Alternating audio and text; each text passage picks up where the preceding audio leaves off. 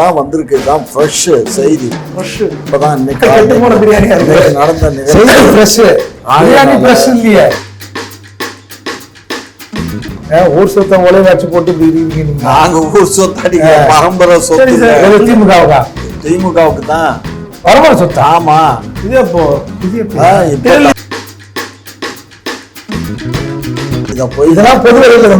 பேச முடியுமா? பொதுவெளியில திமுக கூட்டத்தில் இல்லமா சார், சும்மா ஏதோ பேசுவீங்க நிரூபிச்சுட்டா நான் என்ன அந்த மீசி எடுத்துக்கிறேன். சும்மா ஏதோ நீங்க மீசி எடுத்தாலும் யாருக்கு அப்படி இருக்கலாம். ஏன்னா இப்ப நீங்க பிஜேபி சதி சொல்ல மாட்டீங்க.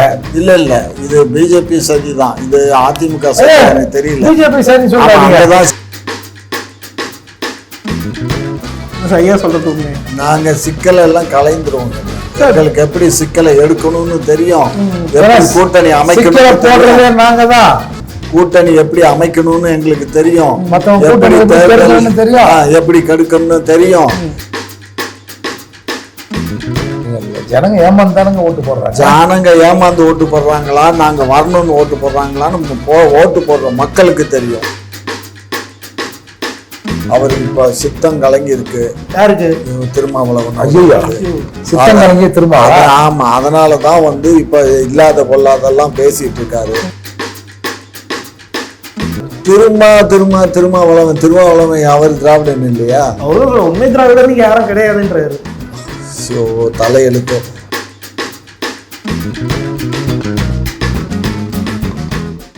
குக்கு செய்திகள் நேயர்களுக்கு வணக்கம். இன்றைய விவாத நிகழ்ச்சியில் நம்மோதையின் சிறப்பு விருந்தினர்கள் தமிழ்நாடு நாயுடு பேரவைத் தலைவரும் திமுகவின் மூத்த முன்னோடியுமான முனைவர் திரு காமாட்சி அவர்களும், புரட்சி தமிழர் கட்சி நிறுவன தலைவரும் வழக்கறிஞருமான திரு ஏர்பத் மூர்த்தி அவர்கள். இருவருக்கும் வணக்கம். வணக்கம். காமாட்சி ஐயா, 2026 சட்டமன்ற தேர்தல் வியூகத்தை முன்னிட்டு மாவட்ட வாரியா திமுக ஆலோசனை கூட்டம் போட்டு வரீங்க. அந்த வகையில தற்போது மதுரையில ஆலோசனை கூட்டம் போட்டிருக்கீங்க. அங்கே 200 பேருக்கு மேல கலந்துட்டு இருக்காங்க. அவங்களாம் சாப்பிட்றதுக்கு பிரியாணி கொடுத்துருக்கீங்க. அது கூட தரமற்று கெட்டு போன பிரியாணியாக கொடுத்துருக்கீங்க. அதை சாப்பிட்டதுல 100 பேருக்கு மேலே ஹாஸ்பிட்டல் அட்மிட் ஆகிட்டு இருக்காங்க. உங்கள் தொண்டர்கள் மட்டும் இல்லாமல் அவங்க வீட்டுக்கு எடுத்துன்னு போய் கொடுத்து குடும்ப உறுப்பினர்களும் மருத்துவமனையில் அட்மிட் ஆக வேண்டிய சூழல் உண்டாயிருக்கு. இதுதான் உங்கள் தேர்தல் விகிதமா? ஆட்களை குறைக்கிறது தானா இந்த மாதிரி சாப்பாட்டில் தரமற்று கொடுத்து? கேட்குற கேள்வி எடுத்தோடனே அவசரமாக கேட்குறீங்க. அவசரமாக நடந்திருக்கு. 2026 ரிசல்ட் இப்போ தெரியுதா? என்ன சார் ஏங்க இப்படி பண்ணுங்க? வாயை கழுவுங்க. என்னையா நீங்க சொல்லுங்க சார். அதாவது கண்ணு, நாங்க பிரியாணி கொடுக்கறது கெட்டு போன பிரியாணியை கொடுக்கணும் எங்களுக்கு தெரிஞ்சா நாங்க கொடுப்போமா? இது தெரியாம நடந்த தவறு. இயற்கை சதி பண்ணுதா? இயற்கை சதி அப்படி கூட வச்சுக்கோ. இயற்கையே நீங்க வரக்கூடாதுன்னு பாக்குது. இயற்கை நாங்க வரக்கூடாதுன்னு எதுக்கு பாக்குது? ஆகையினால நாங்க தொண்டர்கள் தான் எங்களுடைய உயிர். தொண்டர்களுக்கு இந்த மாதிரி தரமற்ற உணவு கொடுக்கப்பட்டது யாரு என்னன்னு இப்ப ஆய்வு நடந்துகிட்டு இருக்கோம். அதுலயும் கொள்ள அடிச்சிருக்காங்க அப்ப சமைச்சவங்க. கண்ண இதெல்லாம் என்ன ஏதுங்கிறது எனக்கு இப்பதான் வந்திருக்கு. இதான் ஃப்ரெஷ் செய்தி. இப்பதான் இன்னைக்கு நடந்த நிகழ்ச்சி. இப்ப எனக்கு கிடைச்ச தகவல் படி கிட்டத்தட்ட 100 பேரும் குடும்பத்தார்கள் சிலரும் ஆஸ்பத்திரியில அட்மிட் ஆயிருக்காங்க. சரியா? ஆகையினால இப்ப முதல்வர் அநேகமா பாருன்னு எதிர்பார்க்கிறேன். வந்துட்டாரன்னு நினைக்கிறேன். இப்போ உடனடியா பாத்தீங்களா, முதல்வர் இங்க போகும்போதும் இவங்க ரோடு இருந்து மோனங்கள்லாம் அடிச்சிருந்தாங்க. வரும்போது இப்ப ஸ்டேஜ் எல்லாம் போட்டு வச்சிருந்தாங்க. அதெல்லாம் ஒன்றும் தேவையில்லை. வர்றப்ப அவர் வந்தா அங்கனக்குள்ள பேசுவார்லங்க, மக்கள் வர அங்க இல்லைங்க, ரோட்லங்க அங்கங்க முக்கலங்க. அப்படியா?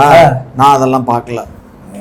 நீங்க முக்குல இருக்க வேண்டிய ஆளுங்க முக்குல பாக்குறீங்க. நாங்க வீட்டுக்குள்ள இருக்கவங்க நாங்க நீங்க எல்லாம் அப்படியே பிறக்கும் போதே பண்ணையாரு ஊர் சொத்தை ஒளை வச்சு போட்டு இப்படி இருக்கீங்க. நீங்க நாங்க ஊர் சொத்தாடி பரம்பரை சொத்து. திமுகவுக்கு தான் பரம்பரை சொத்து. ஆமா. இது அப்போ வாங்கிட்டு இருந்தீங்க 52லயே அவரை கார் வாங்கி ஓட்டிட்டு இருந்தாரு. திமுக கூட்டத்துல மடி ஏந்தி காசு கேட்பாங்க. இன்னொன்னு இப்ப திமுக கூட்டம் நடக்குது பார்த்தீங்களா, இந்த சுண்டல் டீலாம் வைக்கிறாங்கல்ல, அதுக்கு அண்ணா அறிவாலயத்தில் பர்மிஷன் ஆகும். அதுக்கு பணம் அதுக்கு பணம் கட்டணும். இருக்கா இல்லைன்னு கேளுங்க. வர இருக்கா ஐயா? சில்லறை வியாபாரி கூட பழக விட மாட்டீங்களா? நீங்க சீமானவர்கள் திருநிதி அப்படின்னு கலாய்க்கிறீங்க. நாங்க இதெல்லாம் ஒரு எட்டுக்கட்டு பேசுற பேச்சுக்கு இத போய் இதெல்லாம் பொதுவெளியில இந்த மாதிரி எட்டுக்கட்டு பேச முடியுமா? பொதுவெளியில திமுக கூட்டத்தில் இல்லமா சார், சும்மா ஏதோ பேசுவீங்க நிரூபிச்சுட்டா நான் என்ன அந்த மீசை எடுத்துக்கிறேன். சும்மா ஏதாவது பேசுறீங்க. நீங்க மீசை எடுக்கிறதால யாருக்கு சும்மா இருங்க. சொல்லுங்க. உள்ள மீசை எடுத்தா நான் உலகம் கவுந்துட போதா? உலகம் கவலாதா? இல்ல திமுக திருந்துட போதா? திமுக என்ன தப்பு பண்ணிச்சு திருந்துறதுக்கு? இல்ல அதிமுக ஆட்சிக்கு வந்துட போதா? சார் சும்மா இருங்க ஐயா. சரி சார், இந்த விவரத்துல இங்க பாருங்க, இது மிக வருத்தத்தக்க செய்தி. இது வருத்தப்பட வேண்டிய செய்தி. இந்த செய்தி என்னங்கிறது இப்ப கொஞ்ச நேரத்துல தகவல் இப்பதான் வந்திருக்கு. ஆஸ்பத்திரியில அட்மிட் ஆயிருக்காங்க. அதுக்கு மயக்கம் எல்லாம் ஆஸ்பத்திரி போயிருக்காங்க, ட்ரீட்மெண்ட்ல இருக்காங்க. ஒருவேளை அதிமுக சரியா இருக்குமோ? அப்படி இருக்கலாம். ஏன்னா இப்ப நீங்க பிஜேபி சதின்னு சொல்ல மாட்டீங்க. இல்ல இது பிஜேபி சதி தான். இது அதிமுக சதி எனக்கு தெரியல. பிஜேபி சதி சொல்றாங்க. அங்கதான் சீனிவாசன் இருக்காரு, மதுரையில தான் பிஜேபி சீனிவாசன் இருக்காரு. அவர் விருதுநகர் விருதுநகர்ல அங்க பக்கத்துலதான் ராஜபாளையமா கல்லுப்பட்டிங்க. சரி, திருமங்கலம் கல்லுப்பட்டி தான். அவர் தான் கலப்பட கலப்ப அதுதான். அவரு ஏதோ அவங்கள கைக்குள்ள வச்சு ஏதோ சதி பண்ணி தான் சீக்கிரமா வேலை போயிடுறாங்க. ஏதோ பண்ணி பேராசிரியர் சீனிவாசனுடைய சதியினாலதான் இது நடந்ததாக தெரிய வருது. எப்படி ஆதாரம் எல்லாம் பேசுறீங்க? தெரிய வருது. யார் மூலமா தெரிய வருது? எனக்கு கிடைத்த தகவலின் அடிப்படையில் மந்திரம் போட்டு பார்த்தாரு. எனக்கு கிடைச்ச தகவலின் அடிப்படையில சொல்றேன். சரி சார், இதை தொடர்ந்து இந்த மாதிரி ஒரு பக்கம் நடந்திருக்கு. இன்னொரு பக்கம் உங்க கூட்டணியே ஸ்ட்ராங்கா இல்ல அப்படின்னு சொல்லிட்டு பொதுமக்கள் எல்லாம் பேசுறாங்களே ஐயா. ஸ்ட்ராங் இல்லைன்னா என்ன? இது என்ன சிமெண்ட் வச்சு பூசணுமா இல்ல காங்கிரீட் போடணுமா? கட்டுதான் போடணும். அரசியல்ல யாரு எப்ப இங்க பாரு கண்ணு, தேர்தல் நேரத்துலதான் கண்ணு யாரு கூட்டணிக்கு வருவாங்க போவாங்க எவங்க இருப்பாங்கங்கிறது முடிவு செய்யப்படும். இப்ப முடிவு செய்ய இயலாது. தேர்தல் நடக்கட்டும். தேர்தல் அறிவிச்ச பின்னாடி இந்த நாடாளுமன்ற தேர்தல் கூட நாமினேஷன் ஃபைல் பண்ணதுக்கு அப்புறம் தானே கூட்டணியை முடிவாச்சு. எல்லா அரசியல் கட்சியும் அப்படித்தானே செய்யுது. அப்ப எங்களுக்கு மட்டும் தனி வழியா இருக்கும்? எல்லாம் ஒரே வழிதான். சும்மா எங்களை மாத்திரம் ஏதாவது தவறா எங்க மேல மாத்திரம் பரப்புரை பண்ணாதீங்க. எங்க மேல பண்ற பரப்புரையை கூட்டணி கட்சிகள், எங்க கூட்டணி கட்சிகள்லாம் பரப்புரை பண்ணாது. அப்படி பண்ணியிருந்தா அது தவறு. அவங்களை நாங்க வன்மையா கண்டிக்கிறோம். சரி, இந்த விவரம் இந்த மாதிரி கூட்டணி வலுவா இல்ல, திருமாவளவன் கூட்டணியில இருந்தே எதிர்க்கிறாரு. ஒரு புறம் கம்யூனிஸ்டுகள் போராட்டம் பண்ணிட்டு இருக்காங்க. இதெல்லாம் கூட்டணிக்குள்ள பிளவு ஏற்பட வாய்ப்பு தானே சார்? இல்ல வாய்ப்பு தான். இது இந்த கூட்டணிக்குள்ளேயே சீட்டு வாங்குறதுக்காக போடப்படுகிற நாடகமும் ஒரு பக்கம் சொல்றாங்க. அப்படி இல்லைன்னா இவங்க அந்த பக்கம் போனாலும் இந்த கரகாட்ட கோஷ்டிக்கு ஒரு வேல்யூ இருக்குதான் செய்யும். ஏன் சார்? ஆமா ஆமா, எங்கேயாவது ஒரு 4 கூத்து ஆடணும்ல இவங்க. அப்போ இது அதிமுக கூட்டணி, சரி வாங்க பார்த்துக்கலாங்க, உங்களுக்கு என்னங்க பிரச்சனை, அதான பிரச்சனை, சரி ஓகே செஞ்சிடறோம் அப்படின்னு செய்வாங்க. இப்போ நீங்கள் பயப்பட வேண்டியது திமுக தான். ஏங்க இவங்க எங்கே போனாலும் கச்சேரி, இவங்க வாத்தியத்தோடு போகிறவங்க எங்கே போனாலும் வாசி தருவாங்க. கூட்டணி தான். இப்போ இவங்களுக்கு தான் பயமே. இப்போ இந்த கூட்டணி இந்த வாத்திய கோஷ்டி போயிடுச்சுன்னா வேற கோஷ்டியை வச்சு அவங்களுக்கு ட்ரைனிங் கொடுத்து அவங்க நம்மளுக்கு ஏற்ற மாதிரி ஒத்து பெரிய சிக்கல்ல. சிக்கலில் திமுக தான், சிக்கலில் ஐயா தான். இப்போ ஐயா சொல்றது உண்மையா? நாங்க சிக்கலை எல்லாம் கலைந்துருவோம். எங்களுக்கு எப்படி சிக்கலை எடுக்கணும்னு தெரியும். எப்படி கூட்டணி அமைக்கணும் நாங்க தான். கூட்டணி எப்படி அமைக்கணும்னு எங்களுக்கு தெரியும். எப்படி கெடுக்கணும்னு தெரியும். எப்படி மக்களை ஏமாத்துறதுன்னு தெரியும். எல்லாம் அவரு சொல்லுவாரு, கேட்டுக்கோ. இன்னும் சொல்லுங்க. என் சார்பா தானே சொல்றீங்க, சொல்லுங்க. ஜனங்க ஏமாந்தானுங்க ஓட்டு போடுறாங்க. ஜனங்க ஏமாந்து ஓட்டு போடுறாங்களா, நாங்க வரணும்னு ஓட்டு போடுறாங்களான்னு ஓட்டு போடுற மக்களுக்கு தெரியும், உங்களுக்கு தெரியாது. சரி சார், நீங்க சொல்ற மாதிரி இங்க இருக்கிறவங்க எல்லாம் திராவிடர் தானே சார்? அதுல என்ன சந்தேகம்? உண்மையான திராவிடரா? இது உண்மை இல்லைன்னு இதுல எப்படி பிறப்பில இருந்து சொல்ல இயலுமா? இல்ல திருமாவளவன் சொல்றாரு. திருமாவளவன் அவர் திராவிடன் இல்லையா? அவரு உண்மை திராவிடர் யாரும் கிடையாதுன்றாரு. தலையெழுத்து. அவரு என்னத்தையோ பேசுறாரு. அவருக்கு இப்ப சித்தம் கலங்கி இருக்கு. யாருக்கு? திருமாவளவன். சித்தம் கலங்கி திருமாவளவன். ஆமா, அதனாலதான் இப்ப இல்லாத பொல்லாதெல்லாம் பேசிட்டு இருக்காரு. இதெல்லாம் ரொம்ப ஓவர்ல. என்ன ஓவர்? நடத்துற கடையை மூடுன்னு சொன்னா சித்தம் கலங்கி போச்சு, மென்டல் ஆயிட்டான். நாங்க சொல்லல, நாங்க அப்படி அந்த வார்த்தையை நான் உபயோகப்படுத்தல. சித்தம் கலங்கணும்னா என்ன அர்த்தம்? சித்தம் கலங்கணும்னா என்ன அர்த்தம்? லூஸ் ஆயிட்டாருன்னு அர்த்தம். அப்படி இல்ல, சரியா? ஆகையினால அவர் சொல்றதுக்கெல்லாம் என்கிட்ட பதில் கேட்காது. அப்ப அவர் சொல்றது உண்மையா பொய்யா? அவர் சொல்றது முழுக்க 100க்கு 100 பொய். சார், இந்த மாதிரி விவகாரத்தை சொல்லியிருக்காரு. அது திமுக கூட்டணி இவ்வளவு எதிர்க்க காரணம் என்னவா சார் இருக்கு? இல்லை, இது வந்து அவர் பட்ட அவமானங்களிலிருந்து அசிங்கங்களிலிருந்து அவர் மீண்டு வந்து என்னை அடுத்த தடவை நீங்கள் அசிங்கம் பண்ணக்கூடாது, இந்த மாதிரி பார்த்துங்க அப்படின்னு சொல்கிறதுக்கு ஒரு வாய்ப்பாக தான் இந்த மாநாட்டை அவர் அறிவிச்சிருப்பாருன்னு பல பேர் வந்து சொல்கிறாங்க. ஏன்னா இன்றைக்கி வந்து முதன்மையான பிரச்சனை பட்டியல் சமூக மக்களுக்கு சரக்கும் ஒரு பிரச்சனை தான். ஆனால் முதன்மையான வாழ்வியல் பிரச்சனை ஏகப்பட்ட பிரச்சனைகள் இருக்குது. சமூக ரீதியாக ஆட்சி அதிகாரத்தில் உள்ளவர்கள் ஈஸியாக செய்யக்கூடியது. நீங்கள் மது ஒழிப்பு, மது விலக்கு, இல்லை கடைகளை மூடுவது, ஃபேக்டரியை மூடுவதுன்னா it is directly connected to the DMK. நேரடியாக திமுக குடும்பத்தோடு அது தொடர்பு உடையது. ஆனால் சட்ட ரீதியான விஷயங்கள் வந்து ஈஸியாக அவங்க செய்யலாம். அப்போது சட்ட ரீதியான விஷயங்கள் எங்களுக்கு எவ்வளோ விஷயங்கள் இந்த சமூகத்தால் பாதிக்கப்பட்டு சீரழிஞ்சு போய் கிடக்குது, அதையெல்லாம் திரும்ப கேட்காம இங்கே வந்து ஒயின் ஷாப்பு, ஃபேக்ட்ரி அப்படின்னு இன்னைக்கு வந்து பிரச்சனையை கிளப்புவது திமுகவோட பேரத்தை அதிகரிப்பதுக்கு தான். ஓகே சார், இதை தொடர்ந்து வந்து அறப்போர் இயக்கம் வந்து ஒரு விஷயத்தை வெளியிட்டிருக்காங்க. இந்த மாதிரி இந்த ஆண்டில் வந்து வெறும் 4 எஃப்ஐஆர் தான் வந்து லஞ்ச ஒழிப்புத்துறை வந்து பதிவு பண்ணியிருக்கு.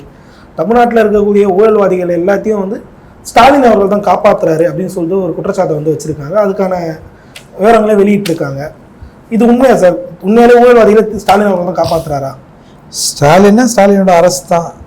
இந்த பொன்முடி வழக்கு முதல்ல எப்படி வந்து மாறிச்சு, கிட்டத்தட்ட 10-20 வருடங்களாக நடந்து கொண்டு வந்த வழக்கு திமுக ஆட்சிக்கு வந்தோடனே லஞ்ச ஒழிப்புத்துறை அதில் வந்து ஓட்டையை போடுது. அந்த ஓட்டை வழியாக பொன்முடி அவர்கள் தப்பிச்சு வந்தார். அதே மாதிரி நம்ம KKSSR தங்கம் தென்னரசு, அப்புறம் வந்து நம்ம இவர் அந்த நாடார் ஒருத்தர் ஈழத்துக்கு வந்து போனார்,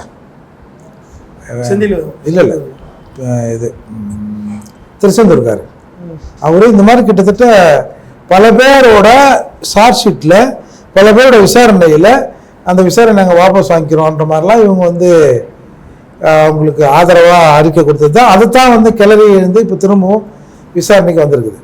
என்ன சொல்கிறேன், அப்போ கோர்ட் கூட சொல்லுது, ஒரே லஞ்ச ஒழிப்புத்துறை ஆட்சிக்கு முன்னாடி ஒரு ஸ்டேட்மெண்ட்டை கொடுக்குறீங்க, ஆட்சிக்கு வந்த பிறகு ஒரு ஸ்டேட்மெண்ட்டை மாற்றி கொடுக்குறீங்களே, அப்போ நீங்கள் இன்ஃப்ளூயன்ஸ் இதில் பண்ணுறீங்கன்றதால தான் இப்போ எல்லாமே மறு விசாரணைக்கு வருதுக்கு காரணம்.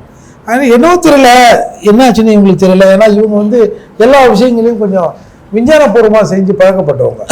இப்போ விஞ்ஞானத்தில் ஏதோ ஒரு பெரிய ஓட்டம் விழுந்திருக்கு பொழுது தப்பு பண்ண இடத்துலலாம் இவங்க மாட்டிக்கின்னு திரும்பவும் விசாரணைன்ற பேரில் இன்றைக்கி நீதிமன்றத்து விசாரணை எதிர்நோக்கி இவங்க காத்துன்னு இருக்கிறாங்க.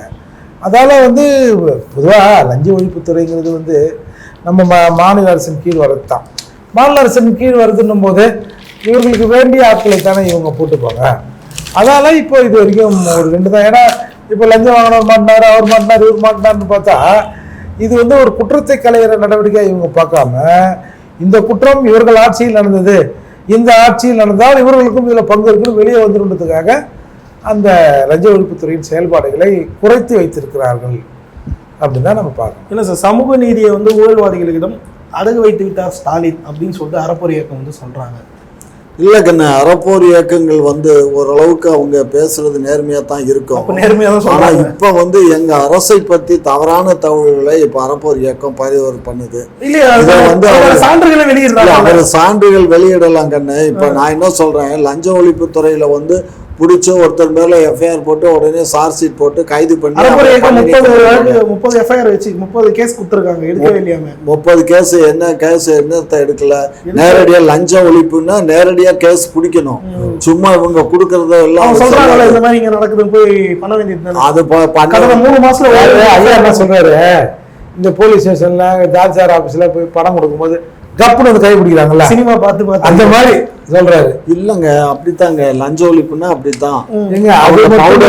பணத்தை கொடுப்பாங்க, பணத்தை கொண்டு கொடுக்கும் போதுதான் பிடிப்பாங்க. அந்த திமுக ஆட்சி லஞ்சமே லஞ்சங்கிறது என்னன்னே தெரியாது. திமுக ஆட்சி நடக்கிறதே இல்லை. திமுக வச்சிருக்கீங்க, அது ஏன் 94 கோடி அது வந்து அது இருக்கிறதுனாலதான் லஞ்சம் இல்லாம இருக்கு.